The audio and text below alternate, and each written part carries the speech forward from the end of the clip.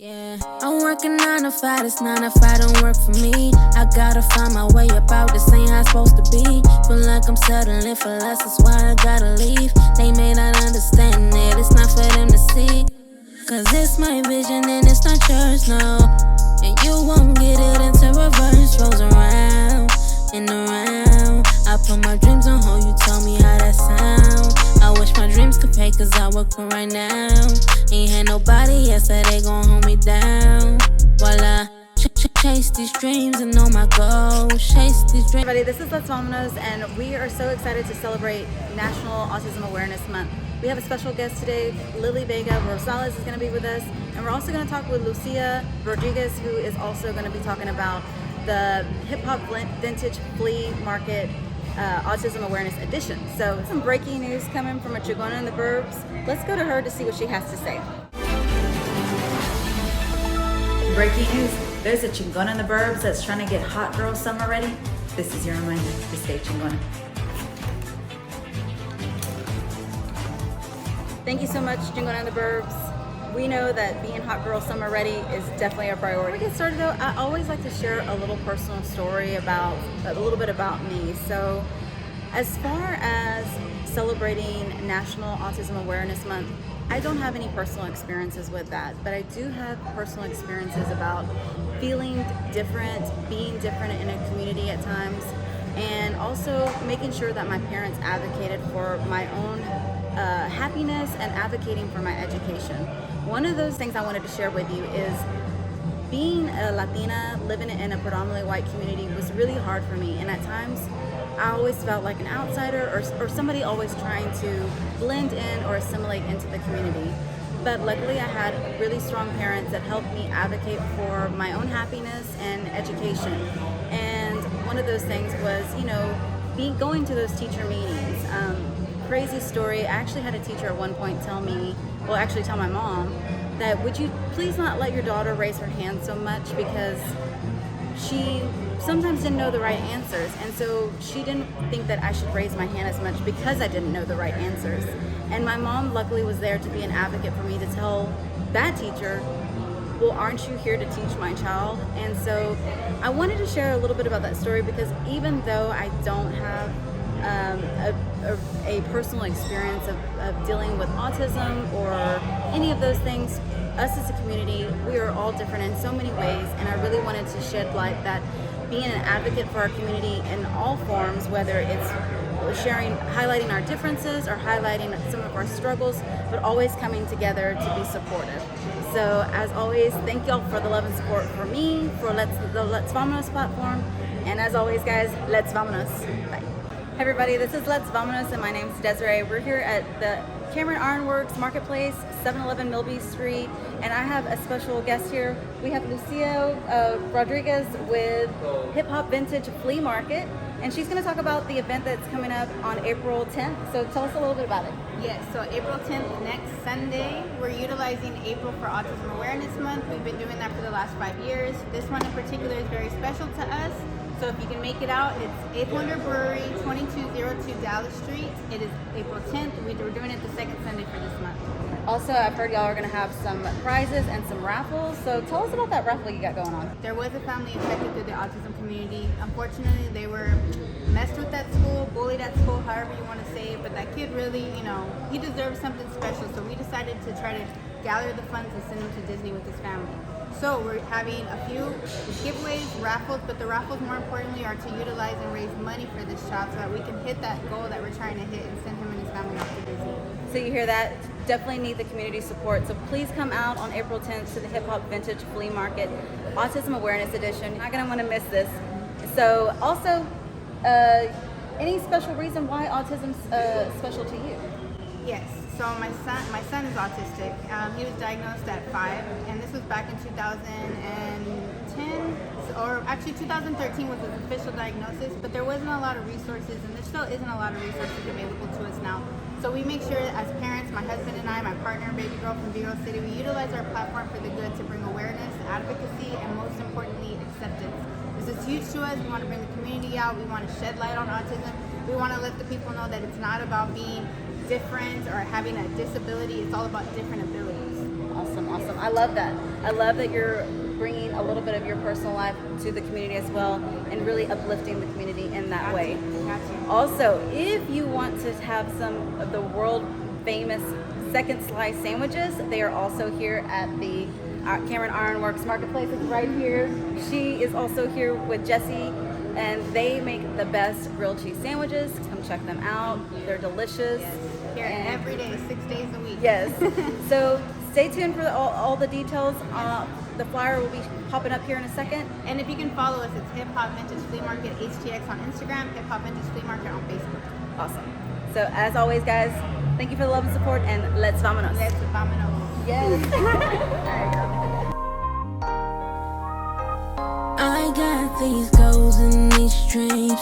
I know I can't live without them. Hi everybody, this is Let's Vámonos, and my name is Desiree. I'm here at the 7-Eleven Milby Street, the Cameron Ironworks Marketplace, and we're going to chat here with Lily Vega.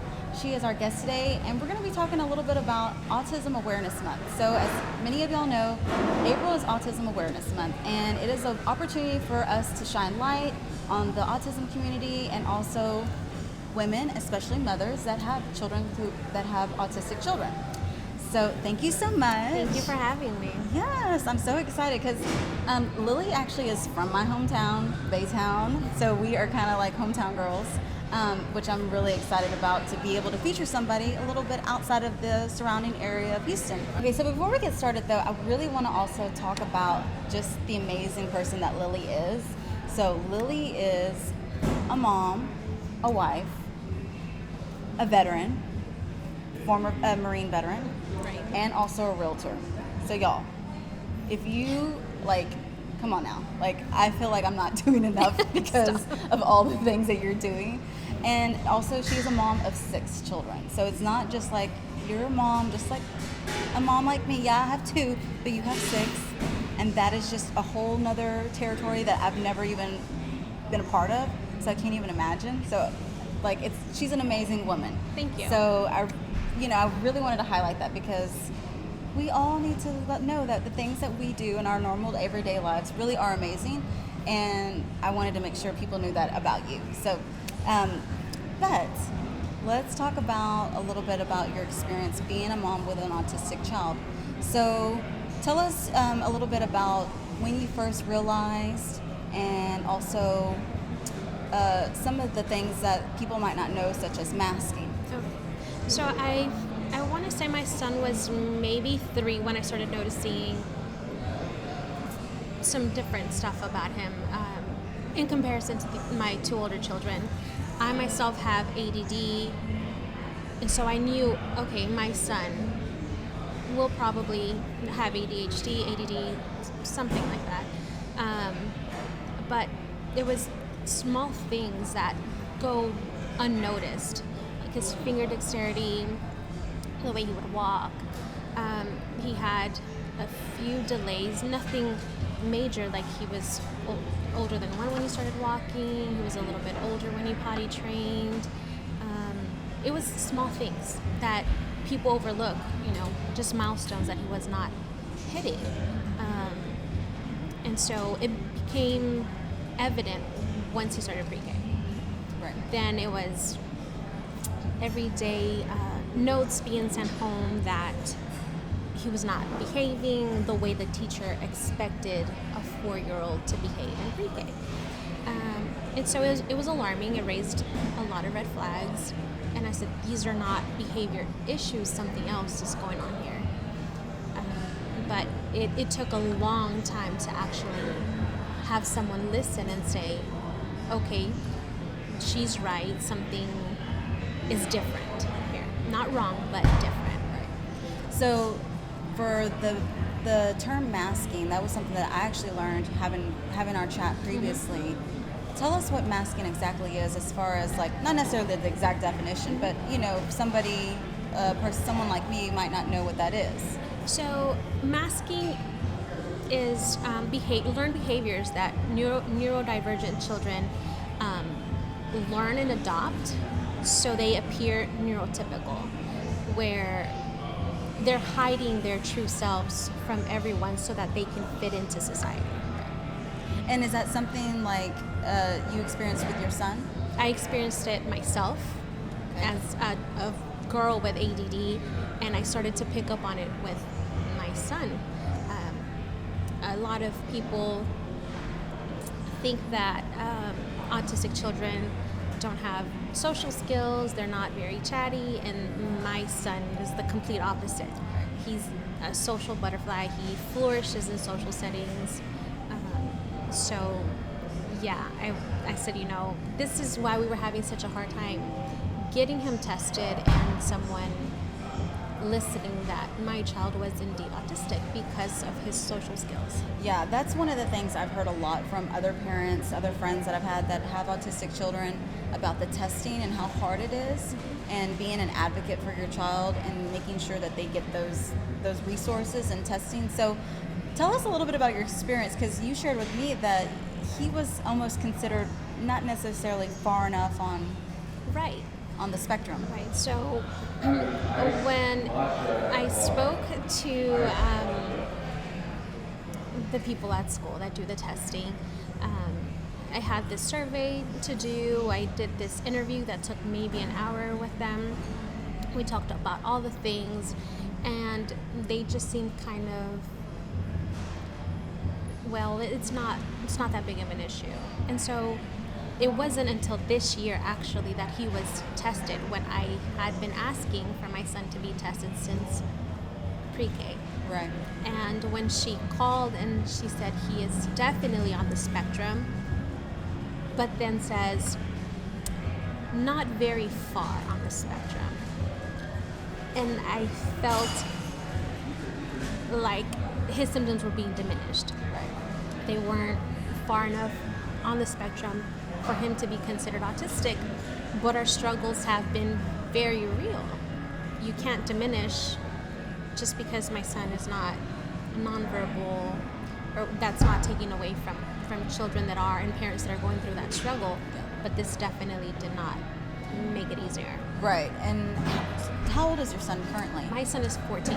So from, you said third grade, or From pre-K. Oh, from pre-K all the way on, you've been trying to advocate for his learning, for his success, and it took this long. Yeah. That to me, that's crazy. That's crazy in so many ways, because even as a mom who doesn't have a child with like special needs or learning disabilities, we have to advocate for our children in all forms of making sure that they're getting the best quality education, the best quality learning, all of those things, because sometimes lately, especially recently after dealing with COVID, teaching and education has become kind of a struggle for not just the students, but for the teachers as well. So to me, it's kind of like, well, now you know, but you kind of really needed that information like before, yeah, because now he's on a totally different stage of his life. Right. As far as navigating your current life right now, is there anything that you learned recently regarding how to navigate your son and his autistic diagnosis? So I wouldn't say I learned it now, but very early on, I learned that I have to be patient and advocate for him. I had to do research on my own because I had no guidance. No one tells you, hey mom, here's a book for you to navigate autism and help your child be successful or be a happy child, because that's really my main concern, is for my child to be happy. If I'm struggling as his mom, I can only imagine how he struggles, and he's the one living with autism. But just advocate. Yeah. Advocate. Also, your son is not your first or your second. He's your third, right? Middle child. He's the middle child. So, as we all know, we don't. It's not something that we like to do, but we do a little comparison sometimes, right? As mothers, we're like, oh well, he's not like this. This happened with my first two children. So sometimes doing that comparison though helps a little bit, right? Yes. Because you did recognize some of those signs and symptoms. What does your son feel like now? I mean, obviously he can't hear to speak for himself, but what does he feel like currently regarding his diagnosis? So my son has experienced some depression There's a lot of bullying. He keeps to himself a lot. He has a very small group of friends, but he is very self-aware. He understands I'm different. I think differently. Before, he wouldn't want to take his medication. Now he knows I have to take my medication, because he's not just autistic, he also has ADD. Right. And so that I think he's at a stage where he understands I need to help myself, and we've made dietary changes. We have to constantly keep a schedule for him. It helps when things just are out of whack. Right. You notice the difference in his attitude, his moods, his eating habits. Right. And when you have 6 kids at home, the last thing you need is a wrench thrown in, and it's chaos. Right, another wrench, because being a mom is a lot of work. So let's talk a little bit about lifestyle at home with you, your family, and your son. Like, how do y'all navigate? Have y'all had to do anything, changes regarding navigating, even though you already kind of had a know of that, okay, there's something going on, but now after having the diagnosis, is there something different that y'all do differently and within y'all's family, or is it just like, no, we know who he is, Right, that's where we're at right now. We know who he is. We know his weaknesses. We know his strengths. And as a mom, like I said, being patient with your son, because at the end of the day, if a horse cannot run, you're not going to expect this horse to run. Right. It's the same with my son. If I know that my son's weaknesses are cleaning up his room, we're not going to fight, about it. I'm not going to punish him. It's like, okay, you have to pick your battles wisely. We've established a long time ago that there's nothing that we can do to change our son. Not that we would want to, Right. But as a parent of an autistic child, and there's multiple kids at home, you have to be wise and pick your battles and know your child's strengths and weaknesses, and that's where we are right now. Right now. Mm-hmm. That's awesome, because I think so many people, I really appreciate you like being an advocate for your child, in the sense that you didn't necessarily need the diagnosis, right? The stamp of saying, okay, he's X, Y, or Z. That you went on ahead and did your research, and that you were a true advocate for your child because you knew something was not right. Mm-hmm. And I really encourage a lot of moms out there to do the same. Sometimes we don't follow that gut feeling. Right. We tend to think that just because we're a new mom, or just because maybe we don't have that that education, we think that we don't know. But there's so many resources out there. Any resources that you would like to share regarding that has helped you along the way, other than maybe Google, right? Right. So no, for me that was my resource.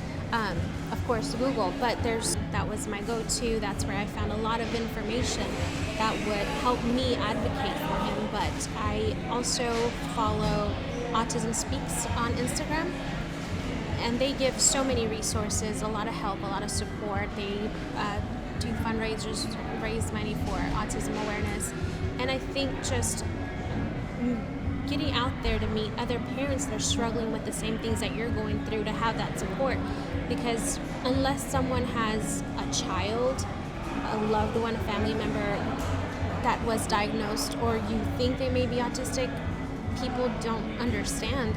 And it's a wide spectrum. Right. For instance, you said about there's children on the spectrum that are nonverbal, right? And there's then somebody like your son who, face value, you wouldn't know that he has autism or he's on the spectrum. So, Autism Speaks, you said? Yes. So definitely check those out on the IG. IG's our best friend, right? Of course. That's our second best friend. So let's switch gears a little bit. So being a mom, especially being a mom of 6, and then also, going through all those challenges, work life, personal life, self-care is always a topic for us moms to talk about regarding making sure that we're putting ourselves first. And I know that's something that I like to inspire other women as well, to make sure that we do that. And you've shared with me a little bit about some of your self-care that you decided to venture on a journey of your weight loss. Right. So tell us a little bit about where you're at and what some of the decisions you decided. Okay, so I want to say I was 19, active duty in the Marines, when I was diagnosed with PCOS, polycystic ovarian syndrome. And when you're young, you don't really understand what's going on, what it is, Right. no mind. I did know that polycystic ovarian syndrome affected fertility.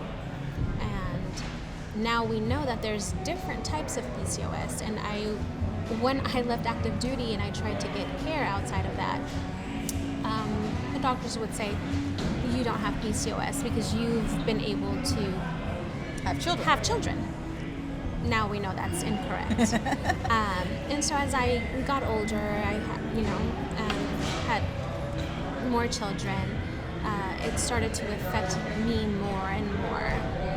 After being in the military, you work out, you know how to eat, but you also pick up unhealthy habits in the military, trying to maintain height and weight standards. And it's difficult, especially for women of color, because the standard is based off of a white male body. Standard. World War II time frame, right. Which was around that time. People were not eating healthy. There was no food. People were, we were at war. Right. So the standard is very different. The standard is still like that? So they recently had a change where I think they added 10 pounds, but it's still not. It's still not within a realistic range. Correct, and especially for women. Yeah. Because you're in the military, you're a fighting force, and you're supposed to have that muscle mass, right, to be able to perform, but you're expecting people to be thin. How can I be a fighting force if I don't have the body structure for it? Right. So with the PCOS came many side effects, hair loss, weight gain, and it got really bad in the last year. From spring of last year to December, I gained about 25 pounds. Nothing had changed. I love to run. I'm a runner. My sugar consumption is very low. One of the side effects of the type of PCOS I have is insulin resistance. And so I was aware that I was a hop, skip, and a jump away from being diagnosed with diabetes. Right. And I did everything. I've done keto diets, low carb diets, no sugar consumption, no sodas, no tortillas, no bread. Right. What kind of life is that? Right. And after doing some research, and another friend of mine, she opted for bypass. I wasn't a candidate for bypass, but I was approved for the sleeve weight loss surgery, and tomorrow I will be 2 weeks out of surgery, and my weight loss has been, I didn't notice it, but everyone around me is noticing it. So I went from maybe 205 pounds to officially 178 this morning. Yeah. And you're a brave woman to say your weight, because that for us women, we're so, the number, right? The number is always we put so much emphasis into it. Right. I don't care so much about the number as much as how my clothes are starting to fit, how I feel about myself. I'm not having these severe back pains that I was having because I have a herniated disc. Right. And so there's so many things, my skin, looks so much better. Yeah. I do have the energy, even though I cannot eat a full meal, I have the energy to do the things that I just couldn't do before. Yeah. I think I commend you for sharing that journey with us, because there's so many people that put a stigma on, however people choose to lose weight. And I think the whole point, though, for me personally is about, you're in control of your body. You know what's best for you, and you're doing what's best for not only yourself, but also for your family.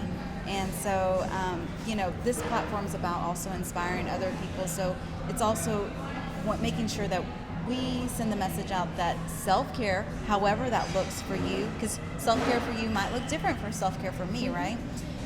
However that looks is something that is going to be the best benefit for you as well, and not necessarily, oh, well, so-and-so did this or did that, and that's what you should do, or whatever the standard is, right? Right. And I think personally, it doesn't matter how you choose to lose the weight, as long as you do it in the best way that you feel is the healthiest and beneficial for you and your family.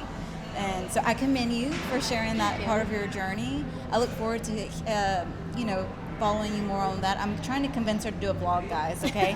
So, but any last words of tips for those parents out there that you would like to, just share with them regarding maybe they're thinking about getting their kids tested, or maybe they have gotten their kids tested and they have gotten some of the same feedback as you, right? Any words of wisdom or inspiration for them? Definitely trust your gut. Trust your gut instinct. No one knows your children the way you know them. And advocate. Never stop advocating for your children, because if you don't do it for them, no one is going to do it. They can't do it for themselves. So to me, that's the most important thing. Yeah. Trusting your gut and advocating for your children. Yeah. Well, I really appreciate your time chatting with me and sharing a little bit about your personal story, journey, motherhood. Where can we follow you if we want to connect with you? If any of the viewers want to connect with you regarding, some of your experiences. So for work, you can definitely follow me at Lily Sells Houston on Instagram, and also Lily in the City 83 on Instagram as well. Awesome. Well, thank you so much, guys, and thank y'all for the love and support. And as always, let's vámonos. Bye. Don't forget to subscribe so you don't miss our next episode. Thank you to our sponsors for all the love and support.